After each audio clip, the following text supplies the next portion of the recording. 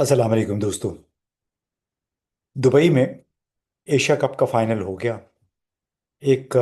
Horror show था जब पाकिस्तान की बैटिंग थी, जब 33 रन्स पे पाकिस्तान की 9 विकेटें गिर गईं और ओवर भी एक बच गया। उसके बाद अब ज़ाहिर है भारत ने बड़ी अच्छी बैटिंग करते हुए जीत लिया। उसमें माशाल्लाह हारिस रऊफ़ साहब ने बड़ा अपना ज़बरदस्त किरदार अदा किया। और कमाल है उस कप्तान का कि जिसने मुसलसल हारिस रऊफ़ की पिटाई होने के बावजूद उसको थर्ड लास्ट और आखिरी ओवर भी दिया, और उसका नतीजा आप सब ने देख लिया। अब मैं तो इस बात पे आमतौर पे क्रिकेट जैसे स्पोर्ट्स के मामलात पे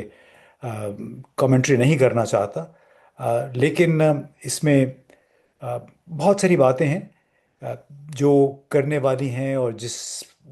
वो ऐसी बातें हैं जिसका बराह रास्त मैं समझता हूँ कि असर हमारी क्रिकेट टीम के अरकान पे भी होता होगा। और उसमें एक बहुत बड़ा सवाल बार बार जो उठ के सामने आता है कि क्या मौजूदा हालात में किसी भी क्रिकेट टीम से या पाकिस्तान की हॉकी टीम से तवक्कुआत रखना मुनासिब है, एक ऐसे हालात में जहां मुल्क इंतशार सियासी इंतशार का शिकार हो। मैं तो समझता हूं कि क्रिकेट टीम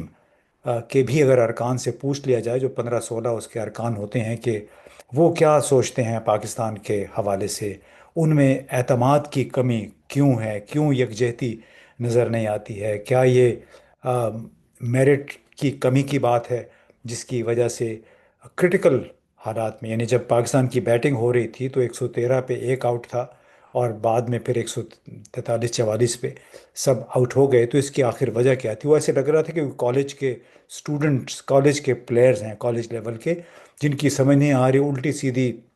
आके वो हिटिंग कर रहे थे। सलमान आगा ने भी वही काम किया जो कि कप्तान हैं। तो मैं सोचता रहा कि इसकी बुनियादी वजह क्या है। क्या डॉक्टर शमा जुनेजो के इर्द गिर्द के जो हालात हैं, जो अक़वाम मुत्तहिदा की जनरल असम्बली में उनकी असम्बली में मौजूदगी और ख्वाजा आसिफ साहब के पीछे बैठी हुई थी, उसके बाद से जो तनाज़ा चला है, और जिस तरह दफ्तर ख़ारजा ने ख़ुद को उससे दूर किया, और ख्वाजा आसिफ यानी वज़ीर दिफा और जो बाकी वज़ीरों की टीम है, उनके माबैन इस हवाले से कोई इत्तेफाक भी नहीं हो सका है। यानी उससे क्या ज़ाहिर होता है कि इस मुल्क की गवर्नेंस किन लोगों के हाथ में है, या गवर्नेंस किस अंदाज में चलाई जाती है। मनसूबा बंदी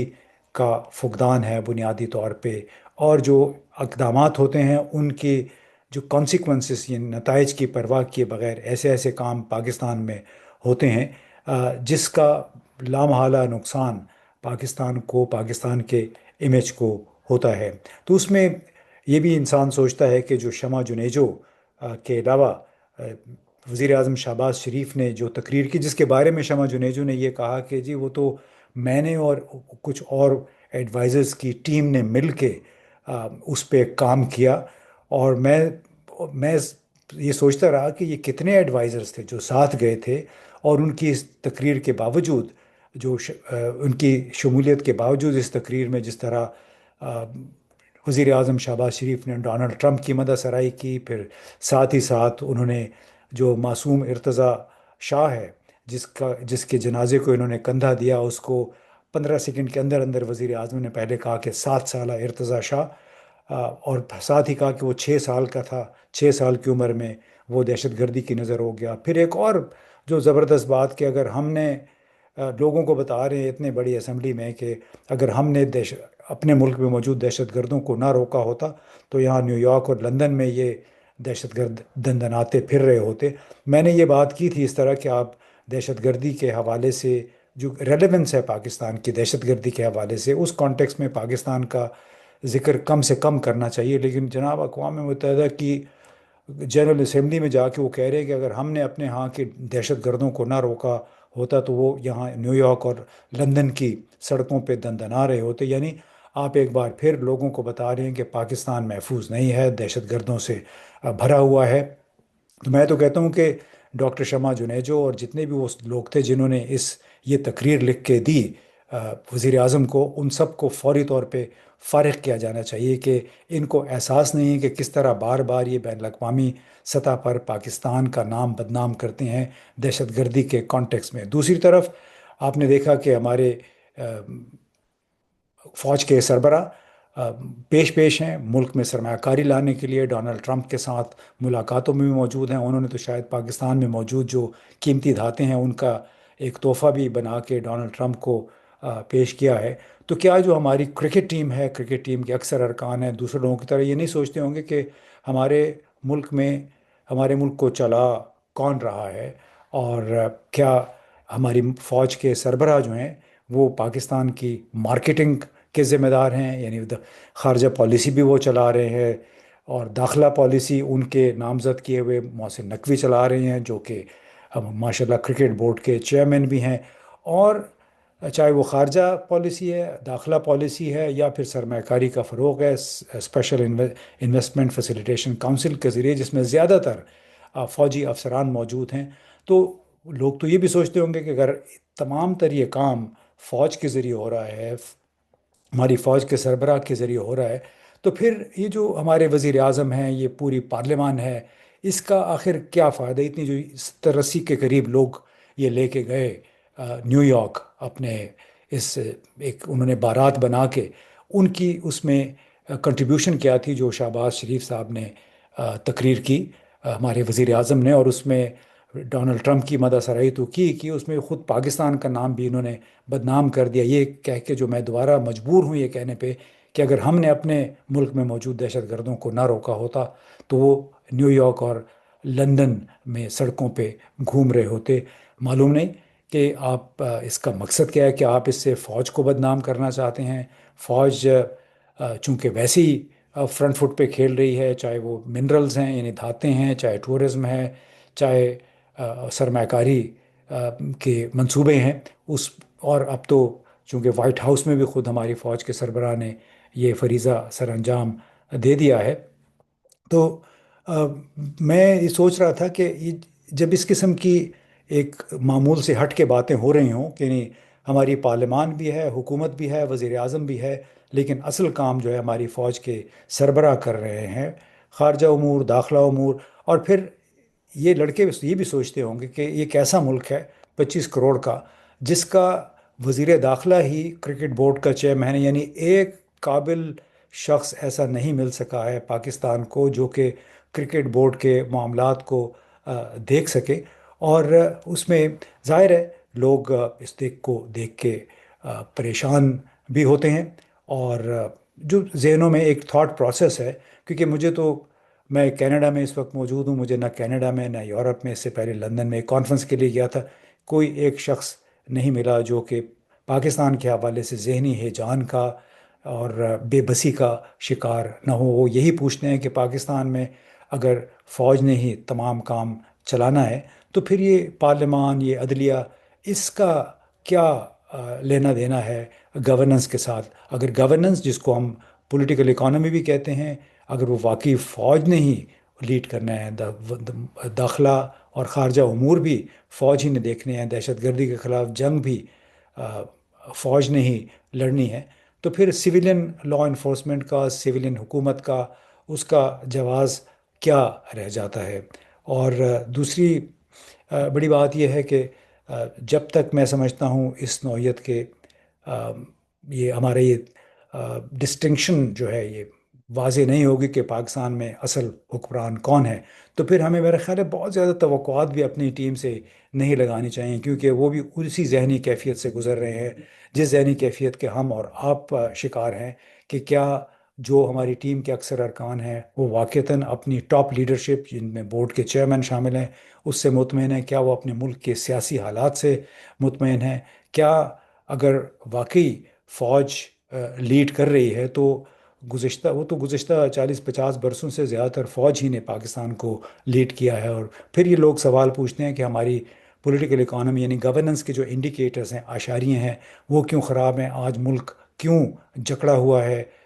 قرضوں کے جال میں؟ اور کیوں پاکستان کی کریڈیبلٹی یا ساکھ جو ہے وہ نسبت عملاً زیرو ہو چکی ہے، جس کی وجہ سے پاکستان میں غیر ملکی سرمایہ کاری نہیں آ رہی ہے، اور یہ باقاعدہ ایک ٹرینڈ ہے گزشتہ کئی سالوں سے کہ یہاں پہ غیر ملکی سرمایہ نہیں آ رہا ہے۔ اس کی بہت ساری وجوہات ہیں، فیڈرل بورڈ آف ریونیو جو کہ ملک کے، میں سمجھتا ہوں، بڑے دشمن کا کام کر رہا ہے۔ اسی طرح آ، چاہے وہ کسٹمز ہے فیڈرل بورڈ آف ریونیو کے، چاہے اس کے دوسرے ذیلی ادارے ہیں، انہوں نے جو پالیسیاں اختیار کر رکھی ہیں وزیر خزانہ سمیت، وہ ایسی ہیں کہ اس سے آپ کے ملک کے اندر کا جو جو کاروبار ہے وہ براہ راست متاثر ہو رہا ہے۔ تو نئے کاروبار کو لانے کے لیے تو آپ کو اندرون ملک کاروبار کو سہل بنانا ہوتا ہے، تاکہ لوگ آپ کی کہانیاں سنا سکے، اچھی کہانیاں، مثبت کہانیاں سنا سکے، جس سے حوصلہ افزائی لیتے ہوئے باہر کے لوگ پاکستان میں آ کے سرمایہ کاری کریں۔ لیکن لگتا ہے کہ شاید ہماری قسمت میں کچھ ایسے ہی لکھ دیا گیا ہے کہ سویلین جتنے بھی سیاسی جماعتیں تھیں، رہنما تھے، وہ مسلسل کمپرومائز کرتے چلے گئے۔ اب عدلیہ بھی اس کا حصہ بن گئی، نیشنل میڈیا جو ہے اس کا بھی کچھ حصہ بالکل اس میں اب شامل ہو گیا ہے۔ ہم یہ سوچتے ہیں کہ ہم، دنیا کہاں سے کہاں پہنچ گئی ہے، لیکن خود ہمارے رہنما بار بار، چاہے وہ محسن نقوی ہیں کاش پٹیل کے ساتھ جو انہوں نے ملاقات کیا، ہمارے وزیر اعظم ہے، قومی یو این جنرل اسمبلی میں انہوں نے تقریر کی، کہ بار بار دہشت گردی کا ہم ذکر کر رہے ہیں۔ یہ تو ملک کی بدنامی کے سوا کچھ بھی نہیں ہے۔ دنیا کہاں سے کہاں پہنچ گئی ہے، اور ہم آج تک اسی میں پھنسے ہوئے ہیں کہ ہمارے 80,000 مر گئے، شہید ہو گئے، ہم فرنٹ لائن میں ہیں، آپ ہمیں سہارا دیں، ہماری مدد کرے۔ بابا آپ اپنی مدد کرنے کو تیار نہیں ہیں۔ یعنی شمع جنیجو یا خواجہ آصف صاحب نے جو انٹرویو دیا، جو مہدی حسن کے ساتھ تھا، ان کا انٹرویو تھا، اس نے بھی ماشاءاللہ پاکستان کی شہرت یا قیادت کی جو لیڈرشپ ہے اس کو چار چاند لگائے ہیں۔ مطلب ان کا یہ خیال تھا کہ شاید وہ سیالکوٹ کے پریس کلب کے کسی اس ممبر کے سامنے بیٹھے ہوئے ہیں جو کہ ان سے ماہواری بھی لیتا ہوگا۔ ایسے بہت سارے صحافی ہیں پاکستان میں جو وزیروں سے ماہواریاں لیتے ہیں، اور جب ان سے باقاعدہ وظیفے ہیں ان کے، اور جب وہ ان کے سامنے آتے ہیں تو ایک سے دوسرا سوال وہ نہیں کرتے کہ صاحب ناراض نہ ہو جائیں۔ تو ان کا، خواجہ آصف کا شاید یہی خیال تھا کہ جب مہدی حسن کے سامنے بیٹھوں گا تو میں جو بھی اپنی غیر منطقی لاؤبالی قسم کی باتیں کر کے لوگوں سے، اپنی پارٹی کے جو چاپلوس لوگ ہیں ان سے داد حاصل کرتا ہوں، یہی داد مجھے مہدی حسن کی طرف سے بھی مل جائے گی۔ لیکن مہدی حسن صاحب بقول کے لوگوں کے، شاید ان کو پی ٹی آئی نے تیار کیا ہوا تھا اس انٹرویو کے لیے۔ تو جناب، جب اس قسم کی قیادت آپ کے سر پہ سوار ہوگی تو پھر کرکٹ میں ہو، ہاکی میں ہو، کسی بھی گیم میں ہو، آپ بہت کوئی ایکسلنٹ کارکردگی کی توقع کرنا، ہم بطور پاکستانی بڑے خوش ہوتے ہیں۔ میں کینیڈا میں بیٹھ کے خصوصی ہم نے اہتمام کیا اپنے بچوں کے ساتھ کہ ہم یہ میچ دیکھیں گے، لیکن جو ہارر شو تھا جس سے میں نے آغاز کیا کہ پاکستان کی بیٹنگ لائن 11ویں اوور سے لے کے 19 اوور تک، وہ ایک ہارر شو تھا۔ لیکن آپ نے دیکھا کہ بھارتی ٹیم نے بڑا اچھا کھیل کھیلتے ہوئے آخری اووروں میں کھیل کو سنبھالا دیا اور بالآخر میچ جیت لیا۔ ان کو بہت بہت مبارک ہو۔ جو بھی ٹیم اچھا کھیلے، کسی ایک ٹیم نے ہارنا ہوتا ہے، کسی ایک نے جیتنا ہوتا ہے، لیکن مقابلہ کر کے اگر ہارا جائے تو ظاہر ہے اس پہ پھر پشیمانی نہیں ہوتی۔ ہمیں بہرحال یہ جب ہم میچ دیکھ رہے تو میرے ذہن میں یہی باتیں گردش کر رہی تھیں کہ کس حد تک کیوں کر ہم توقع رکھیں اپنی ٹیموں سے، جب ملک کے اندر حالات اس طرح اس انداز میں دگرگوں ہوں کہ جو سب سے بڑی اپوزیشن جماعت ہے، اس کا ایک رہنما ہے وہ جیل میں ہے، اور اس کے باہر آنے کی جو امیدیں تھیں وہ بھی امریکی جیو پالیٹکس اور ڈونلڈ ٹرمپ کی بزنس کے لیے جو اس کی پسندیدگی ہے، اس کی نظر ہو گئی ہے۔ تو اس میں میرا خیال ہے ہمیں، کہتے ہیں، صبر شکر کر کے دیکھنا چاہیے کہ ہمارے کچھ پلیئرز نے اچھی کارکردگی کا مظاہرہ کیا، لیکن بحیثیت مجموعی جس طرح قوم کے پرفارمنس اشاریے خراب ہیں، اسی طرح ہماری کرکٹ ٹیم کے بھی پرفارمنس اشاریے اکثر پلیئرز کے خراب ہوئے، جس کے نتیجے میں ایک میچ تھا جو کہ بڑا اچھا میچ ہو سکتا تھا لیکن وہ ہم نے گنوا دیا۔ بہرحال انڈیا کو مبارک، اور ہم اپنی ٹیم کو تسلی دے سکتے ہیں، اور اس دعا، اس پلی کے ساتھ کہ ہمیں کوئی بہت زیادہ موجودہ حالات میں بڑی کامیابیوں کی توقع نہیں رکھنی چاہیے۔ ارشد ندیم کے ساتھ جو کچھ ٹوکیو میں ہوا، اس سے بھی آپ اندازہ لگا سکتے ہیں کہ اس کو ہم نے کہاں آسمان پہ چڑھا دیا تھا، اور بعد میں اس نے کہا کہ لوگوں نے مجھ سے جتنے بھی وعدے کیے، اس میں سے بہت سارے وعدے مالی امداد کے چیکس ملنے تھے،